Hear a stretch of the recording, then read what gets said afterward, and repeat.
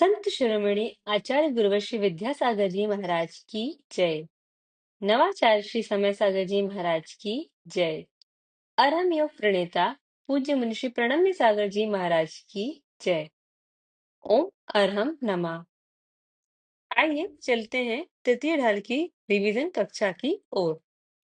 ओम नमः सिद्धेभ्यः। ओम नमः सिद्धेभ्यः। ओम नमः सिद्धेभ्यः।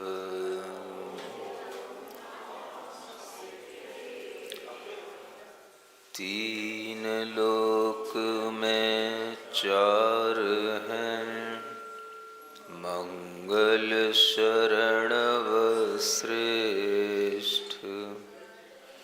अरहत सिद्ध व साधुगण, धर्म जैन जग ज्येष्ठ।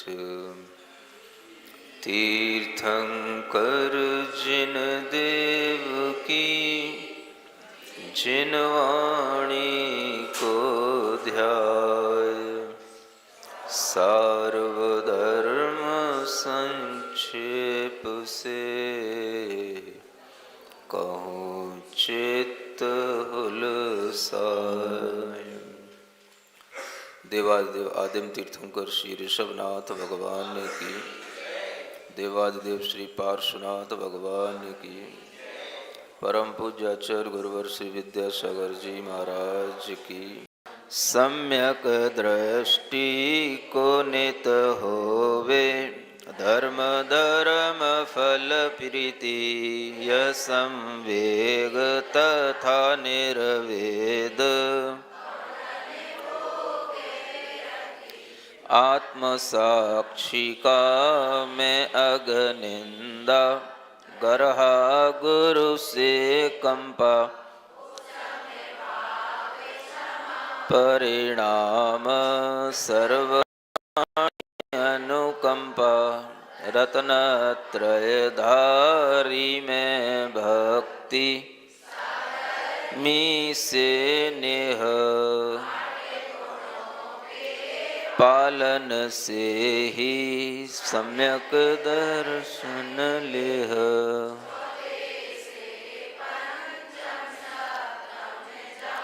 आदि तीज आ जावे, लघु मुहूर्त 66-33। सागर काल रहावे। सम्यक दृष्टि जीव के लिए पिछले कई दिनों से 9वें छंद के माध्यम से उनके गुणों का वर्णन किया जा रहा है। 8 गुण सम्यक दृष्टि जीव के विशिष्ट रूप से यहाँ अलग से बताए गए, जो लगभग आप लोगों ने प्रथम बार ही सुने होंगे कि सम्यक दृष्टि जीवों के भी ये कोई 8 गुण हुआ करते हैं। संवेग की चर्चा हुई, निर्वेद की चर्चा हुई, आत्मनिंदा और गरहा की भी चर्चा हुई, उपशम भाव, क्षमा के परिणाम। एक और उसी में 9वें छंद के अंत में सर्व प्राणी अनुकंपा, यह भी एक गुण सम्यक दृष्टि जीव का कहा गया है। सभी प्राणियों में अनुकंपा रखना, दया रखना, यह सम्यक दृष्टि जीव के अंदर का भाव स्वतः बन जाता है। दया भाव ही सबसे बड़ा देखा जाए तो धर्म है। आप लोग ऐसा समझते हैं कि सम्यक दर्शन अलग है और दया भाव अलग है, ऐसा नहीं होता। सम्यक दृष्टि जीव के अंदर दया सब जीवों से होती है, और जो मिथ्या दृष्टि जीव होंगे उनके अंदर दया केवल जो ऊपर ऊपर दिखने वाले कोई बड़े बड़े जीव हैं उनसे हो पाएगी। बड़े बड़े जीव में भी किन्हीं खास जीवों से होगी, किसी से नहीं होगी। हम दुनिया में देखते ही हैं, कुछ लोग किसी विशिष्ट पशु को मानते हैं तो उसकी रक्षा करते हैं और बाकी सबको मार भी देते हैं। यह सम्यक दृष्टि जीव के अंदर इस तरह का भाव नहीं होता। सभी पशु, सभी जंतु उसके लिए जीव के रूप में जब दिखाई देते हैं तो वह सभी प्राणियों के प्रति दया का भाव रखता है। चलने फिरने वाले जितने भी जीव जंतु हैं, उनमें से किसी का भी वह घात करने का, विनाश करने का वह परिणाम अपने अंदर नहीं लाता। यही उसके दया का परिणाम, दया का भाव कहलाता है। यह दया का भाव धर्म बन जाता है, क्योंकि धर्म का मतलब है आत्मा का स्वभाव। ये जितने भी गुण हमारे अंदर प्रकट हो रहे हैं, इन गुणों की जो हम चर्चा कर रहे हैं, ये सब हमारी आत्मा के स्वभाव हैं। दया करना आत्मा का स्वाभाविक परिणाम है। हम कहें कि आत्मा का एक स्वाभाविक गुण है दयावान होना, धार्मिक का एक गुण है। और अगर धार्मिक होकर के वो दयावान न हो तो उसके धर्मात्मा होने का कोई भी चिन्ह सामने दिखाई नहीं दे सकता। तो धार्मिक जीव नियम से दयावान होगा, इसीलिए दया को सब धर्मों में माना गया। भारतीय संस्कृति के अंदर सबने दया को स्वीकार किया। सबने बोला दया धर्म का मूल है, पाप मूल अभिमान, तुलसी दया न छाड़िए जब तक घट में प्राण। तुलसीदास ने भी कह डाला दया धर्म का मूल है। इधर सभी जैन आचार्यों के द्वारा भी इस बात की उद्घोषणा हुई कि दया के बिना कोई भी धर्म नहीं होता। धर्मस्य मूलम दया, धर्म का मूल क्या है? दया है। सभी प्राणियों के प्रति दया का भाव होना ये सब लोगों में नहीं आ पाता। दृष्टि समीचीन होगी तो वह सब प्राणियों के प्रति दया का भाव करेगा। आजकल हम देखते हैं लोग गौशाला खोलते हैं, अच्छी बात है गौशाला खुलना। अब उस गौशाला में केवल हम गायों की रक्षा का भाव रखते हैं, उसके अलावा कोई भी और अन्य जानवर हैं उनकी रक्षा का हम भाव नहीं करते। ऐसा क्यों? प्राणी तो सभी हैं, दया तो सभी के प्रति आनी चाहिए, लेकिन वह दया का भाव एकांतिक रूप से केवल गायों के प्रति क्यों आता है? सम्यक दृष्टि जीव तो सबके प्रति दया का भाव रखता है। अगर उसके लिए कहीं भैंस हैं, कहीं और भी कोई जानवर हैं जो उसके लिए भेड़ हैं, बकरी हैं, वो भी अगर मरते हुए दिखाई देते हैं तो क्या उनके प्रति दया भाव नहीं करेगा? विचारो तो। केवल गाय के लिए दया का भाव होना और बाकी के और भी जो प्राणी हैं उन सबके प्रति दया का भाव नहीं होना, तो ये तो कोई बराबर का भाव नहीं हुआ, ये तो सबके प्रति दया का भाव नहीं हुआ। उसके लिए तो चाहे मछली आदि जलीय जंतु हो वो भी उसके लिए दया के पात्र होंगे, चाहे वो मुर्गी हो, मुर्गा हो, बकरे हो, बकरा हो, कुछ भी हो, भेड़ हो, भैंस हो, कुछ भी हो, वो सबके प्रति उसके अंदर दया का भाव होगा। सूकर हो, कुत्ते हो, बिल्ली हो, सबके प्रति दया का भाव होगा, चाहे वो शाकाहारी हो या मांसाहारी हो।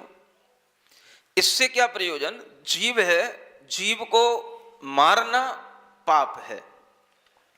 जो चल फिर रहे हैं, जो अपना जीवन जी रहे हैं, वो उनका परिणाम है कि वो किस तरह से जिए, लेकिन किसी भी जीव का घात करना, मार देना, ये अपने आप में बहुत बड़ा अधर्म है, पाप है।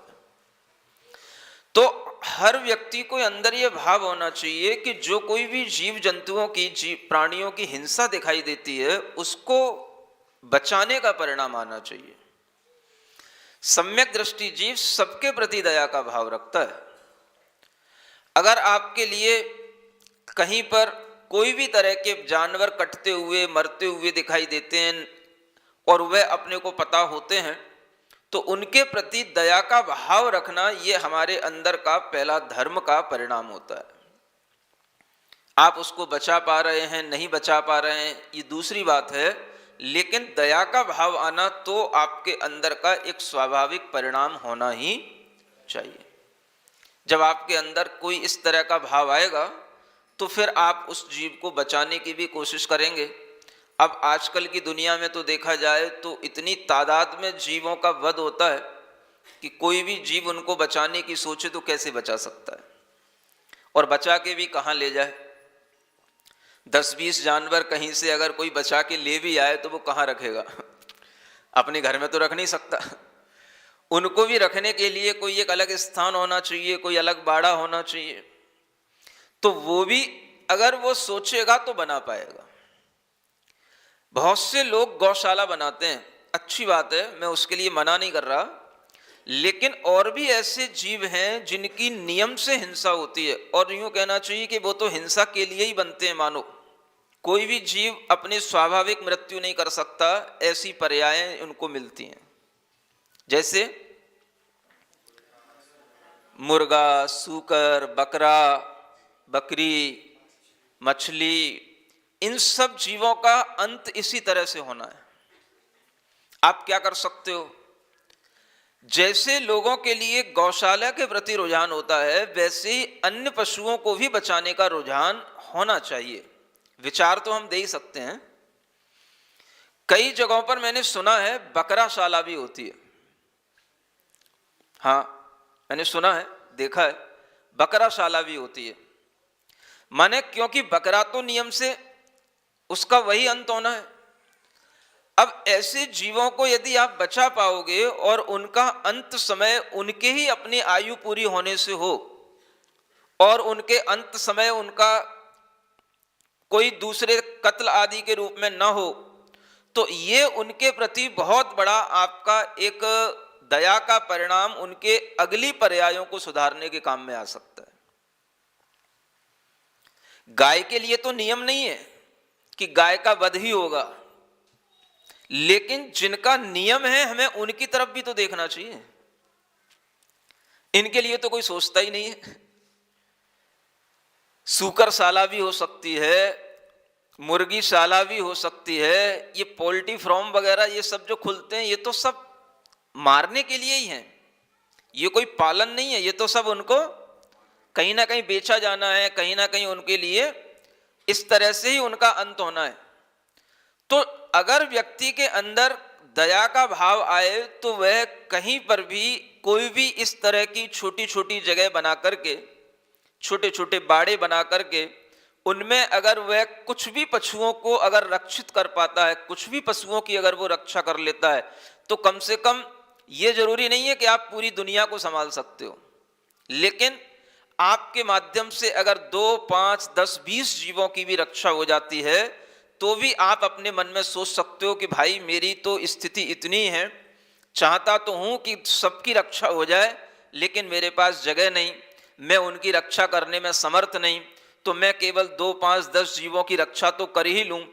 इस तरह के रक्षा के भाव भी अगर करने में आएंगे तो भी कुछ ना कुछ दया का परिणाम बना रहेगा। ये दया का भाव अनेक लोगों में अगर थोड़ा थोड़ा भी आता चला जाएगा तो बहुत सारे पशुओं का अंत समय में जो उनका बुरे तरीके से मरण होता है और वो तड़प तड़प के मरते हैं, अगर वह पशु अपना पूरा जीवन अपनी आयु के साथ प्रसन्नता से जी ले और अंत भी उनका सुखद हो जाए, तो उनके लिए उस पर्याय से भी मुक्ति मिल सकती है। क्योंकि अंत समय में जो उन्हें दुख हुआ, क्लेश हुआ, उसके कारण से, उनकी कसायों के कारण से उनके लिए फिर वैसे ही और जघन्य आयु का बंद होगा और उनके लिए बुरी पर्यायें ही मिलेंगी, जिससे उनका आगे का परलोक और भविष्य भी बिगड़ता ही चला जाता है। अगर उन जीवों के लिए सुखपूर्वक मरण हो जाए और अगर कोई व्यक्ति उनके लिए अच्छे नमोकार मंत्र आदि के श्रवण के साथ, कोई उनको अपने स्नेह के साथ अगर उनका मरण करा देता है, उनके अंतिम जीवन की श्वास इस तरह से निकल जाती है, तो उनके उस विशुद्धि परिणाम से उनके लिए आगे ये पर्याय मिले ना और उसके कारण से फिर उनका अगला जीवन सुधरता चला जाए, ये पूरी पूरी संभावनाएं रहती हैं। इस ओर बहुत कम लोगों का ध्यान होता है। जीवों की रक्षा करने का भाव सबके अंदर होना चाहिए और तरह तरह से उन जीवों की रक्षा करने के लिए हमें तरह तरह के जीवों को भी अलग अलग समूह में अलग अलग जगहों पर इकट्ठा करके भी हम उनका रक्षण कर सकते हैं। हमें आना चाहिए कि उनका रक्षण कैसे होता है।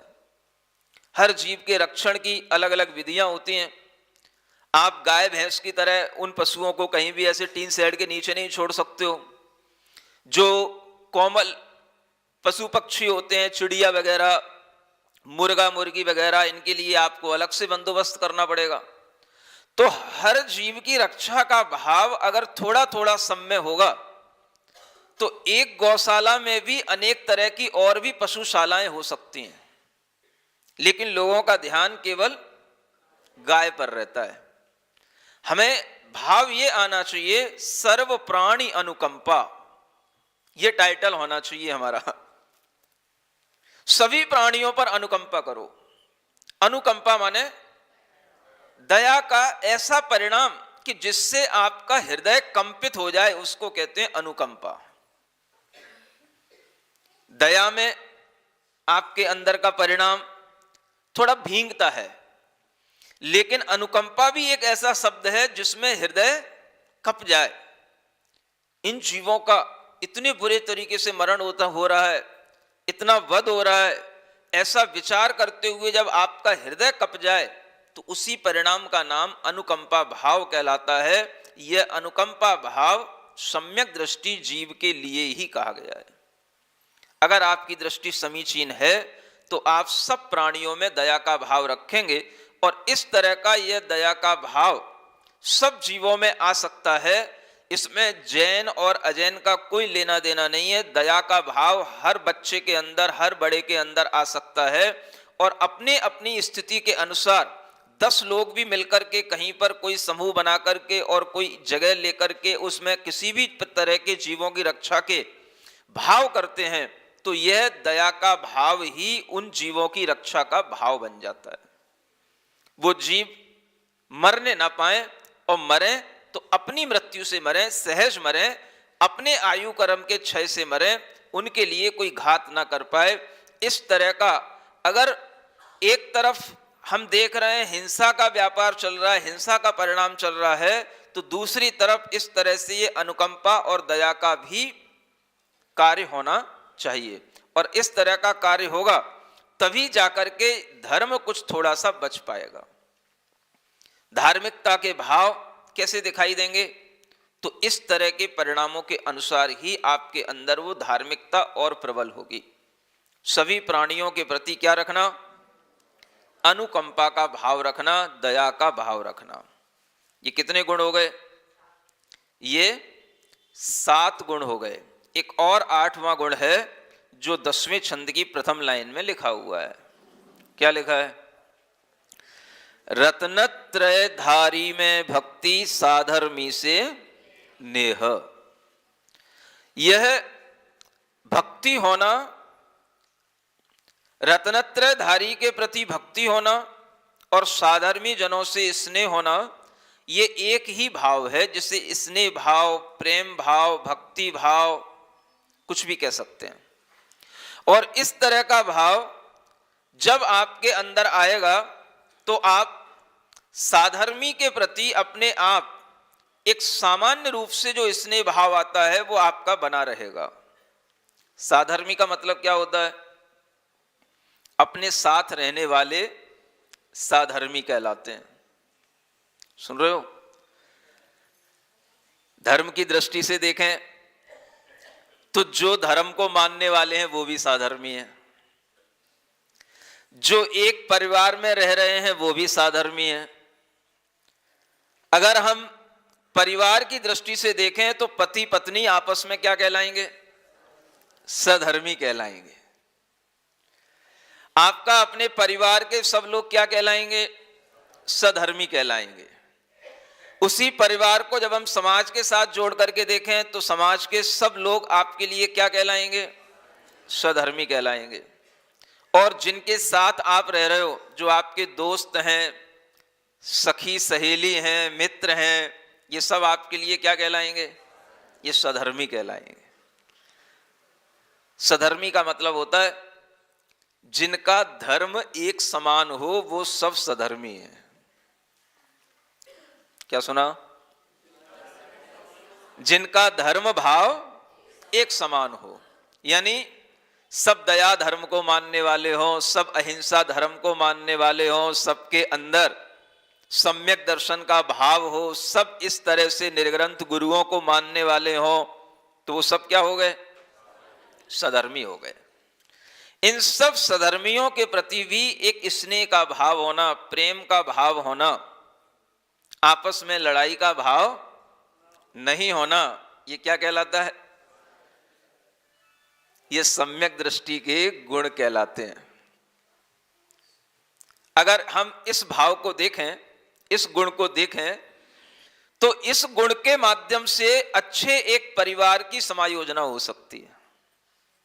सधर्मी से नेह, स्नेह, पति पत्नी के बीच में, भाई भाई के बीच में, पिता पुत्र के बीच में, माँ बेटे के बीच में एक स्नेह का भाव होता है, और उस स्नेह के भाव के कारण से ही वह परिवार अच्छा चलता है। अगर उस स्नेह में कमी आ जाती है तो परिवार में विघटन होने लग जाता है। परिवार में सब लोग एक दूसरे से क्या चाहते हैं? स्नेह चाहते हैं। जहां पर कुछ स्नेह की कमी दिखाई दी, समझ लेना वहीं पर कुछ ना कुछ फ्रैक्शन शुरू हो जाते हैं। 2 बेटे होते हैं, 4 बेटे होते हैं, अगर माता पिता एक को ध्यान में रखते हैं या किसी एक बेटे को ऐसा लगने लग जाता है कि ये तो केवल बड़े को ही प्यार करते हैं, हमको तो सोचता ही नहीं, कोई देखता ही नहीं, कोई पूछता ही नहीं कुछ, तो क्या हो जाता है उसके अंदर? अपने मां के प्रति, पिता के प्रति भी एक वैमनस्यता का भाव उसके अंदर उत्पन्न हो जाता है। ये स्नेह के भाव की कमी के कारण से संभव होता है, और ये स्नेह बराबर बनाए रखना एक बहुत बड़ी जिम्मेदारी होती है घर के सदस्यों की। अक्सर आप लोग देखते होंगे 2 बेटे हैं या 1 बेटा है, 1 बेटी है, तो ये बात घर में आपको सुनने को मिल जाएगी। कभी बेटी कह सकती है कि बेटे को ज्यादा प्रेम करते हैं माता पिता, कभी बेटा कह सकता है बेटी को ज्यादा ध्यान रखते हैं माता पिता। और ये बात अगर बेटे बेटी के अंदर आ जाती है तो थोड़ा सा उनके मन में आने लग जाता है, मुझे घर में प्रेम कम मिलता है, स्नेह कम मिलता है, मेरी कद्र लोग कम करते हैं। तो उसके अंदर एक असुरक्षा का भाव जब पैदा होता है तो फिर वह किसी दूसरे से अपना जुड़ाव करने लग जाता है, किसी दूसरे मित्र को बना लेगा, किसी दूसरे और लोगों से अपने आप को जोड़ेगा, और जहां उसको लगेगा कि लोग मेरी कद्र कर रहे हैं वो वहां जुड़ जाएगा, और उसके कारण से घर के लोगों के प्रति उसका स्नेह कम हो जाएगा। ये कारण होता है। जब आप कहते हैं कि मेरा बेटा मेरी बात नहीं मान रहा, या मेरा बेटा मेरी सुनता ही नहीं, ये अपने दोस्तों में मस्त रहता है, तो उसका भी एक कारण रहता है, वो आप समझ नहीं पाते। बहुत बड़ी जिम्मेदारी होती है माता पिता की कि हम अपने बेटे बेटियों को भी पूरा स्नेह देना है, और आपस में पति पत्नी भी हैं तो उन दोनों को भी एक दूसरे के स्नेह की आवश्यकता होती है। बिना स्नेह के तो चल ही नहीं सकता घर परिवार। नेह, नेह है तो जुड़ाव है, और नेह नहीं है तो वो घर में मुटाव है, मन मुटाव है। घर के अंदर का जुड़ाव स्नेह से होता है, और स्नेह में कमी आई, आप तो जानते हो स्नेह माने स्निग्धता, स्निग्धता माने चिकनाई। जहां चिकनाई होगी तो चीजें एक दूसरे से जुड़ी, और चिकनाई की कमी हुई चीजें एक दूसरे से अलग हुई। कोई भी हो, पति पत्नी के बीच में भी स्नेह की मांग हमेशा बनी रहती है। कभी कभी तो पत्नी देखती रहती है ये मुझे स्नेह करते हैं कि नहीं करते हैं। नहीं समझे? अगर पति नहीं समझ पाए तो वो एक छोटी सी भी बीमारी या छोटी सी बात पे भी पूरा संबंध टूट सकता है। अगर पत्नी को कोई बीमारी हो गई, कोई रोग हो गया, कहीं बुखार आ गया, कोई कष्ट हो गया, और पति ने उसके ऊपर ध्यान नहीं दिया या कह दिया हाँ तुम चली जाना, वो डॉक्टर से मैंने कह दिया है, वो कार ले जाना, वहां डॉक्टर के पास चली जाना, मैंने वहां पर अपॉइंटमेंट करा दिया है। हो सकता है पत्नी यही देख रही हो कि मेरे लिए अगर बुखार आता है या मेरे लिए कोई बीमारी होती है तो पति मेरे साथ क्या करता है, और अगर उस पति ने ऐसा कर दिया, बीमारी बढ़ गई। ये वो देखती रहती है कि इनका मेरे प्रति कितना स्नेह है, और अगर उसे ये समझ में आने लगा कि इनके अंदर स्नेह की कमी है तो वो बीमारी बढ़ भी सकती है, और वो इतनी बढ़ सकती है कि एक बहुत बड़ी गांठ बन सकती है। नाम तेल होता है, तेल। क्या बोलते हैं? दीपक तो ले लिया आपने, बाती भी बना ली, दीपक तो है, बाती भी है, जब उसमें तेल डले तो कोई बात बने। नहीं समझे? हाँ, एक भजन है अंतरगूंज का, तो कोई बात बने। तो बात तो तब बनेगी जब उसमें आप पूरी की पूरी पूर्ति उसकी कर पाओ। अगर उसमें तेल की कमी रह गई तो वो दीपक, वो बाती, वो माचिस क्या करेगी? बाती तो जलेगी, लेकिन तेल के बिना बाती कैसे जलेगी? तो बाती ही जलेगी, लाइट नहीं आएगी, प्रकाश नहीं होगा, धुआं निकलेगा। तो बस वही होने लग जाता है, फिर धुआं निकलने लग जाता है। फिर जब एक दूसरे के पास बैठते हैं, आमने सामने आते हैं, या तो आने से कतराने लग जाते हैं, या अगर आ गए तो फिर धुआं निकलता है। धुआं का मतलब, तुम मुझसे बोलते क्यों नहीं? क्या बोलूं? जब जब बोलता हूं कुछ ना कुछ शिकायत, कुछ ना कुछ प्रॉब्लम। ये इस तरह की जो बातें जब शुरू होने लगे तो समझो क्या होने लगा? अब धुआं निकलने लगा। अब प्रकाश नहीं आ रहा है, अब संबंधों से धुआं निकलने लगा। जब संबंधों का धुआं निकलने लगेगा तो फिर संबंध धीरे धीरे, धुआं निकलने का मतलब ही है अब वो संबंध बिगड़ने लग गए। एकमात्र यह चीज है, आजकल लोग ये नहीं समझ रहे कि धर्म हमारे जीवन में कितने काम की चीज है। सम्यक दृष्टि जीव के अंदर का धर्म सब कुछ चलाने के लिए उसके लिए योग्यता पैदा करता है, और वह सम्यक दृष्टि घर को भी अच्छे ढंग से चला सकता है, परिवार को भी चला सकता है, समाज को भी चला सकता है, और अगर देश भी चलेगा तो इन्हीं गुणों के कारण से चलेगा। सम्यक दृष्टि जीव के अंदर इस तरह की दृष्टि होनी चाहिए कि जिनके प्रति हमारा संबंध है उनके लिए हमें स्नेह की जरूरत है, और वह स्नेह अगर आपके अंदर होगा तो वो संबंध बनते हैं, नहीं तो धीरे धीरे छूट जाते हैं, रिश्ते धीरे धीरे रिस जाते हैं। नहीं समझे? रिश्ते धीरे धीरे रिस जाते हैं। क्या रिस जाता है? उनमें से जब स्नेह धीरे धीरे रिस जाता है तो फिर वो रिश्ता बीच में से टूट जाता है। यही उसके टूटने की वजह होती है।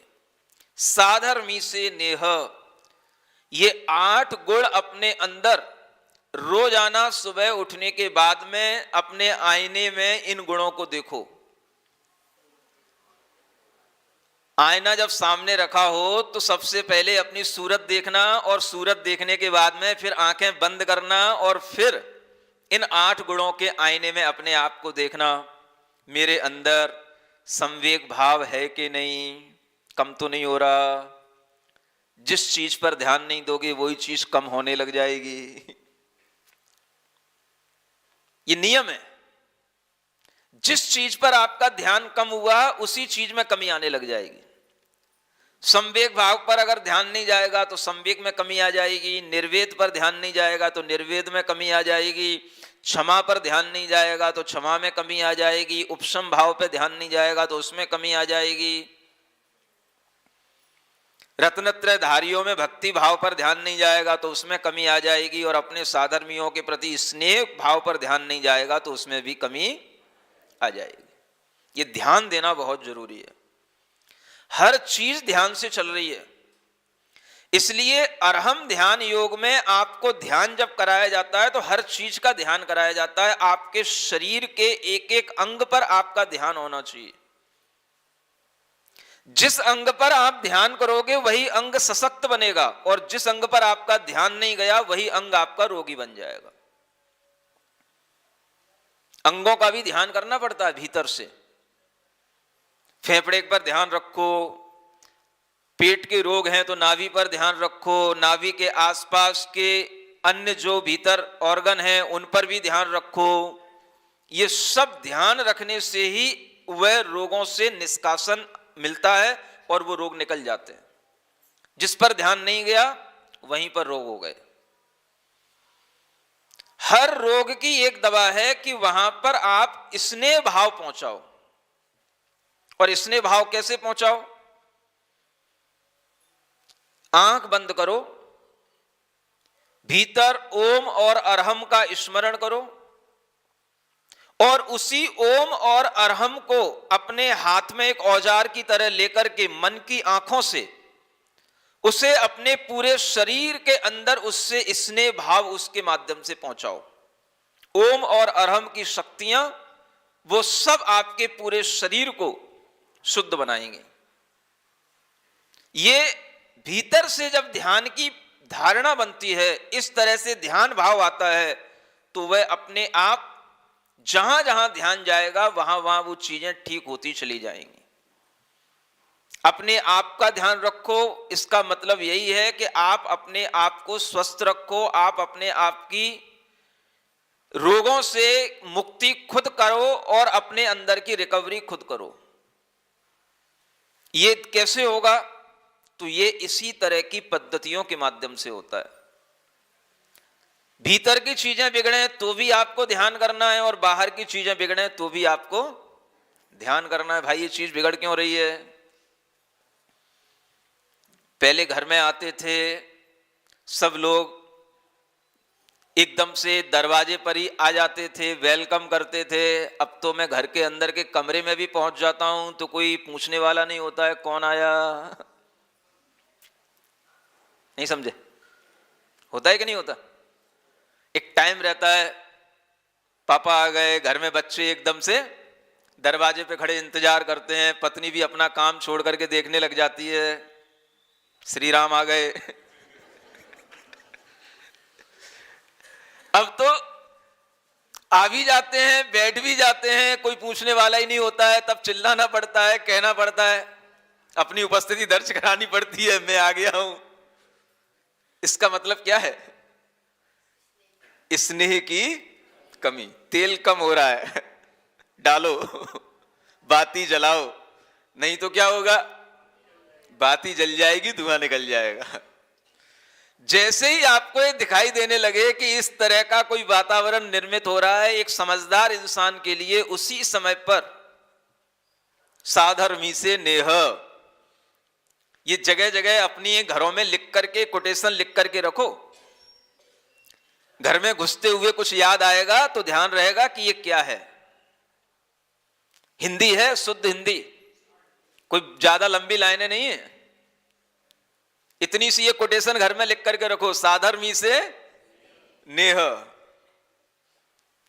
कभी ना कभी तो दीवार पर नजर जाती है, कुछ ना कुछ तो ध्यान आएगा।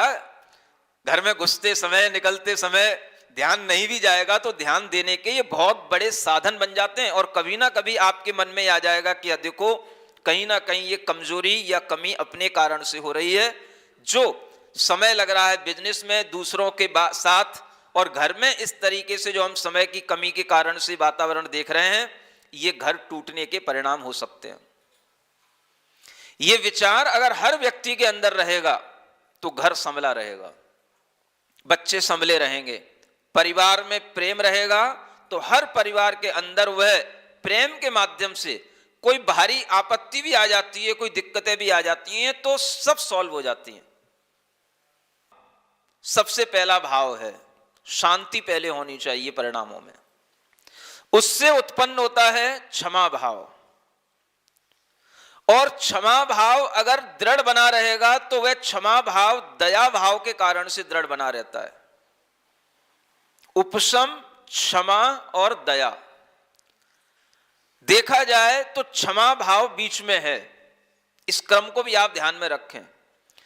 दया और उपशम, इन दोनों भावों के कारण से ही वो क्षमा भाव बना रह सकता है। आप अगर किसी को क्षमा करेंगे, किस बेस पर करेंगे? अगर आपके अंदर दया नहीं होगी तो आप क्षमा नहीं कर पाएंगे। दया होगी तो बहुत जल्दी क्षमा भाव आ जाएगा। महसूस कर सकते हो कि नहीं? आपके लिए किसी ने बुरा भी किया, लेकिन अगर आपको सबसे पहले दया भाव आ जाए, अरे भाई अब उसके लिए हम बुरा बोलें, उसके लिए हम बुरा करें, तो उससे उसका और बिगाड़ हो जाएगा। दया भाव अगर आपके अंदर आ गया तो क्षमा भाव तुरंत आ जाएगा। यह दया भाव क्षमा को सपोर्ट देता है। उपशम भाव हमारे भीतर होता है, यह उसको और बढ़ाता है। और इन्हीं सब भावों की वृद्धि करने के लिए जब हम और दया से आगे बढ़ते हैं, अनुकंपा भाव से और आगे बढ़ते हैं, तो अगर वह हमारे लिए पॉजिटिव वे में चलता है तो वो स्नेह के रूप में हमारे सामने आ जाता है। दया होगी तो स्नेह का भाव भी पैदा होगा। जिनके प्रति हमारे अंदर करुणा का भाव होता है, उनके प्रति हम स्नेह का भाव भी बढ़ाने लग जाते हैं। और ये सब भाव मिलकर के आपको मानसिक रूप से हमेशा स्ट्रॉन्ग बना करके रखते हैं, और आपके भावों की समायोजना इसके माध्यम से हमेशा अच्छी बनी रहती है। 10 बार बोलती है, मारना नहीं चाहती, लेकिन उसको 10 बार कह करके ये बताना चाहती है कि देख मैं पिटाई भी करना चाहती हूं, लेकिन पीटती इसलिए नहीं कि तेरे ऊपर दया आती है। ये परिणाम होता है, तभी वो आपस में वह स्नेह का भाव बना रहता है और वो समायोजना परिवार की अच्छी बनी रहती है। भले ही वो टीचर हो, अच्छा गुरु होगा, डंडा हाथ में रखेगा, लेकिन डंडा का मतलब ये नहीं कि डंडा चलाता ही रहेगा। डंडा हाथ में रखने का मतलब सिर्फ इस बात का एक डर पैदा करना है, गलत नहीं करना है। घर में भी लोग अगर किसी के लिए कुछ बोलते हैं तो उनके लिए भी यही भाव रहना चाहिए कि गलत नहीं होना चाहिए। इसी भाव के साथ में कभी कभी अगर कोई गुस्सा किसी माता को, पिता को ज्यादा आ जाता है तो कुछ वह हाथ में ले भी लेते हैं, लेकिन मारते नहीं है। ये मार देते हैं तो इसका मतलब है कि उनके अंदर वह दया भाव की कमी है। दया भाव की कमी हो गई तो स्नेह भाव की भी कमी हो गई। स्नेह तब तक बना रहेगा जब तक दया भाव अच्छा बना रहेगा। तो दया भाव साथ ही स्नेह चलेगा। अगर दया नहीं है तो फिर आप ना किसी को क्षमा कर पाओगे, जो अपने लिए बुरा कर रहा है उसको ना क्षमा कर पाओगे, और जो अपने प्रति अच्छा है उसको आप स्नेह भी नहीं कर पाओगे। तो दया भाव के साथ ही ये सब चलेगा। अनुकंपा का भाव, दया का भाव, ये भाव ही अपने आप में इतना पॉजिटिव भाव है कि यही आपके अंदर हमेशा पॉजिटिविटी बनाए रख सकता है। भावों से जो पॉजिटिविटी आती है, स्वयं स्फूर्त जो होती है, वो आपके दिमाग में हमेशा पॉजिटिविटी बनाए रखेगा। इसलिए the solution of all problems is love, friendshipness, merciness. ये जो है ये समाधान है हर।